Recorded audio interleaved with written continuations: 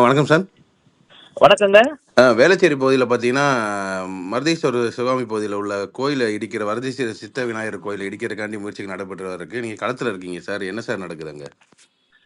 கிட்டத்தட்ட ஒரு 50 வருஷமாக இருக்கிற கோயில். அந்த பகுதியில இருக்கிற அவங்களுடைய பொதுமக்களாக சேர்ந்து கிட்டத்தட்ட 3 தடவ அதுக்கு கும்பாபிஷேகம் பண்ணியிருக்காங்க. இப்ப கூட கும்பாபிஷேகம் நடக்க இருக்குது.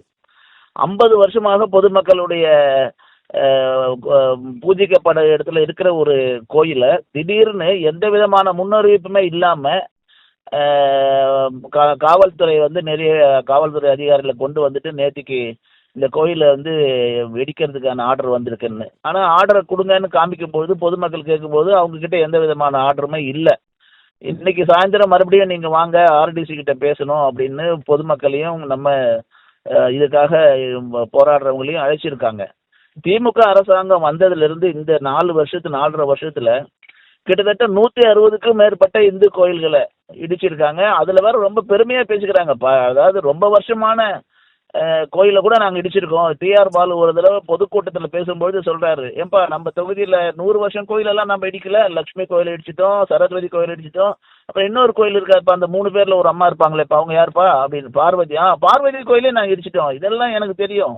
100 வருஷமா இருந்தாருன்னா எவ்வளவு வருஷமா இருந்தாருன்னா, கோயில் தேவையில்லைன்னா இடிப்போம். அது எப்படி ஓட்டு வாங்கணும்னு எங்களுக்கு தெரியும். அப்படி ஒரு மமதையோட அகங்காரத்தோட பேசுறது திமுகவினுடைய வாடிக்கை.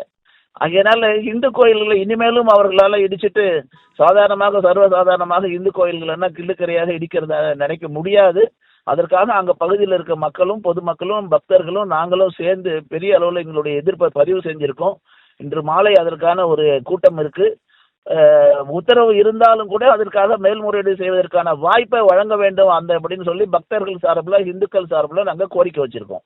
இப்ப மத நல்லிணக்கம் சார்பா இந்த மாரி கோயில்கள் இருக்கு. இத வந்து தொடர்ந்து இந்த மாரி அப்புறப்படுத்துன்ற மாரி சொல்றாங்க. இது எதுக்காண்டி? எதனால சார் சொல்றாங்க இந்த மாரி? இங்க குரோம்பேட்டை பக்கத்துல உங்களுக்கு தெரியும், ஒரு சட்டத்துக்கு புறம்பாக இடிக்கணும்னு உத்தரவு செய்யப்பட்ட ஒரு கிறிஸ்துவ சர்ச். ஆனா அதை 2 வருஷமாக இடிக்க முடியல. பலமுறை வந்து கூட இன்னைக்கு போன வாரம் கூட எல்லா விதமான முயற்சி எடுத்துமே அரசாங்கத்துக்காக அது இடிக்கிறதுக்கு அதுக்கு வந்து துப்பு இல்லை.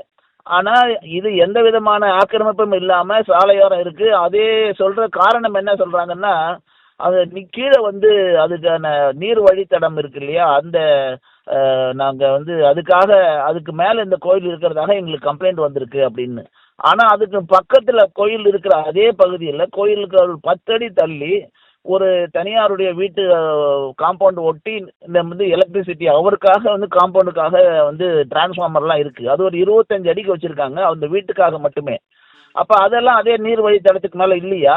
ஆகையினால இந்த அரசாங்கம் இந்துக்கள்னு சொன்னாலே அது 2ஆம் தர குடிமக்கள் மாதிரி இந்துக்களுடைய கோயில்கள் எல்லாம் இடிக்குது என்பதை நிச்சயமாக ஏற்றுக்கொள்ள முடியாது. இந்து விரோத அரசாங்கம். அதனாலதான் நீதியரசர் உத்தரவிட்டும் கூட திருப்பரங்குன்றத்துல நம்மால தீபம் ஏற்றுவதற்கான முடியலைன்றது மிக வேதனையான விஷயம். இதை தொடர்ந்து இந்துக்களையும் இந்து கடவுள்களுக்கும் விரோதமாக நடக்கிற இந்த இந்து விரோத ஸ்டாலின் சர்க்கார் நிச்சயம் 2026ல தூக்கி எறியப்படும். அதுல எந்த மாற்று கருத்தும் இல்லை. இப்ப அந்த பகுதியோட மக்களோட மனநிலை எப்படி சார் இருக்கு? மக்கள் கொதிப்புல இருக்காங்க. மக்கள் வந்து கொந்தளிச்சு போயிருக்காங்க. 40-50 வருஷமாக நாங்க தினந்தோறும் வழிபடுறோம். அதுக்கான வாராந்திர பூஜை நடக்குது, சங்கடகர சதுர்த்தி நடக்குது, பிரதோஷ பூஜை நடக்குது. அந்த ஒரு ரொம்ப ரொம்ப ரொம்ப அந்த அனைத்து மக்களாலும் பூஜிக்கப்படக்கூடிய ஒரு விநாயகராக இருக்குதாரு.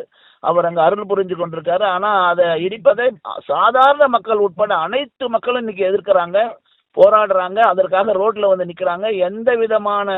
எந்த பின்புலமும் இல்லாத பக்தர்கள் தானாகவே முன் வந்து அவருடைய நம்பிக்கையை அவருடைய கடவுளை வந்து இடிப்பதை ஏற்றுக்கொள்ள முடியாம அந்த அளவுக்கு அவங்க போராட தயாரா இருக்காங்க. எங்களுடைய பாரதிய ஜனதா கட்சியினுடைய காரியகர்த்தர்கள் உட்பட.